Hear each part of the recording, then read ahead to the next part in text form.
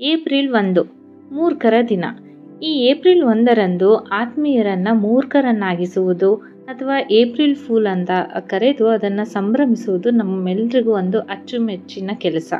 ನಾವಂತೂ ಚಿಕ್ಕವರಿರುವಾಗ ಬೆಳಗ್ಗೆ ಏಳುತ್ತಲೇ ಯಾರನ್ನು ಫೂಲ್ ಮಾಡಬೇಕು, ಹೇಗೆ ಫೂಲ್ ಮಾಡಬೇಕು ಅಂತ ಯೋಚನೆ ಮಾಡ್ತಾನೆ ಹಾಸಿಗೆಯಿಂದ ಎದ್ದೇಳ್ತೀವಿ.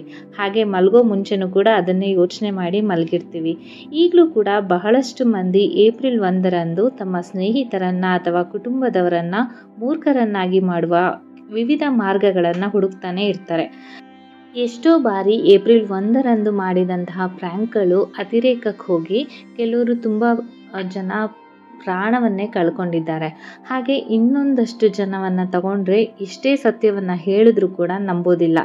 ಆದರೆ ಇವತ್ತಿನವರೆಗೂ ಯಾಕೆ ಈ ಏಪ್ರಿಲ್ 1ನೇ ತಾರೀಕನ್ನು ಮೂರ್ಖರ ದಿನವನ್ನಾಗಿ ಆಚರಿಸ್ತಾರೆ ಎಂಬುದಕ್ಕೆ ಖಚಿತವಾಗಿ ಪುರಾವೆ ಇನ್ನೂ ಕೂಡ ಸಿಕ್ಕಿಲ್ಲ. ಆದರೂ ಒಂದೆರಡು ದಾಖಲೆಗಳನ್ನ ಹುಡುಕ್ತಾ ಹೋದಾಗ ಕೆಲವೊಂದು ದಾಖಲೆಗಳು ಸಿಕ್ಕಿವೆ. ಮೊದಲನೇದೇನೆಂದರೆ, ರೋಮ್ನಲ್ಲಿ ಹಿಲೇರಿಯಾ ಅನ್ನುವ ರೋಮನ್ ಹಬ್ಬ ಮಾರ್ಚ್ ಅಂತ್ಯದಲ್ಲಿ ನಡೆಯುತ್ತಿತ್ತಂತೆ. ಇದು ಸಂಭ್ರಮಾಚರಣೆಯ ಹಬ್ಬವಾಗಿದ್ದರಿಂದ ಜನರು ವಿಚಿತ್ರ ವೇಷಭೂಷಣಗಳನ್ನು ಹಾಕಿಕೊಂಡು ಒಬ್ಬರಿಗೊಬ್ಬರು ತಮಾಷೆ ಮಾಡ್ತಾ ಇದ್ರಂತೆ. ಇದೇ ಏಪ್ರಿಲ್ 1 ಆಗಿರಬಹುದು ಅನ್ನುವ ಊಹೆಯೂ ಕೂಡ ಇದೆ. ಹಾಗೆ ಇನ್ನೊಂದು ಕತೆ ಹೇಳುತ್ತೆ. ಇದು ಸಾಮಾನ್ಯವಾಗಿ ಪ್ರಚಲಿತವಿರುವ ಹಿನ್ನೆಲೆ ಅಂತ ಅಂದರೆ, 1582ರಲ್ಲಿ ಫ್ರಾನ್ಸ್ನಲ್ಲಿ 13ನೇ ಪೋಪ್ ಗ್ರೆಗರಿ ಹೊಸ ಕ್ಯಾಲೆಂಡರ್ ಒಂದನ್ನು ಪರಿಚಯಿಸ್ತಾರೆ. ಅದು ಗ್ರೆಗೋರಿಯನ್ ಕ್ಯಾಲೆಂಡರ್ ಅಂತ ಕರೆಯಲ್ಪಟ್ಟಿತ್ತು. ಚಾರ್ಲ್ಸ್ನ ದೊರೆ ಎಲ್ಲ ಕ್ಯಾಥೋಲಿಕ್ ದೇಶಗಳು ಈ ಹೊಸ ಕ್ಯಾಲೆಂಡರ್ನ ಅನುಸರಿಸಬೇಕೆಂದು ಕರೆಯನ್ನು ಕೊಡ್ತಾರೆ. ಈ ಕ್ಯಾಲೆಂಡರ್ಗೂ ಮುನ್ನ ಜೂಲಿಯನ್ ಕ್ಯಾಲೆಂಡರ್ನಲ್ಲಿ ಏಪ್ರಿಲ್ 1ಅನ್ನು ವರ್ಷದ ಮೊದಲ ದಿನವನ್ನಾಗಿ ಆಚರಿಸಲಾಗುತ್ತಿತ್ತು. ಅಂದರೆ ಅದು ಈಸ್ಟರ್ನ ಸಂದರ್ಭದಲ್ಲಿ.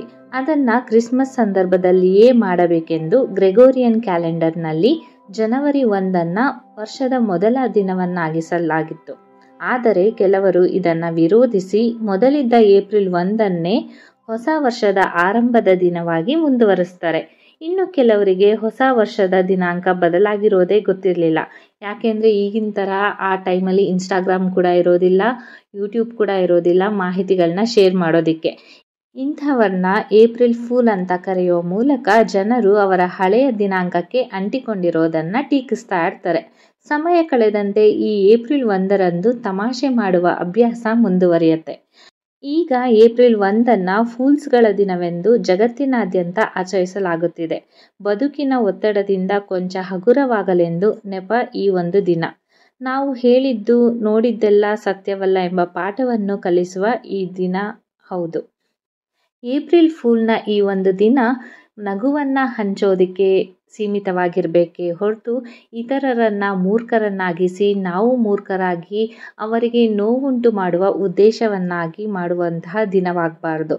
ಹೀಗೆ ನಗುವನ್ನು ಹಂಚುವಾಗ ನಗುವಿನಿಂದ ಬಿಡುಗಡೆಯಾಗುವಂತಹ ಎಂಡೋಮಾರ್ಫಿನ್ ಹಾರ್ಮೋನು ಒತ್ತಡವನ್ನು ಕಡಿಮೆ ಮಾಡುತ್ತದೆ. ಮಾತ್ರವಲ್ಲ, ಇತರರೊಡಗಿನ ಬಾಂಧವ್ಯವನ್ನು ವೃದ್ಧಿಸುತ್ತದೆ.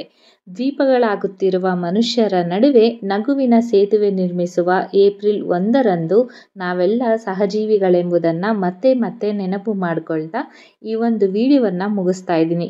ಈ ವಿಡಿಯೋದಲ್ಲಿನ ಮಾಹಿತಿ ನಿಮಗೆ ಇಷ್ಟ ಆಯಿತು ಅಂತ ಭಾವಿಸಿದ್ದೀನಿ.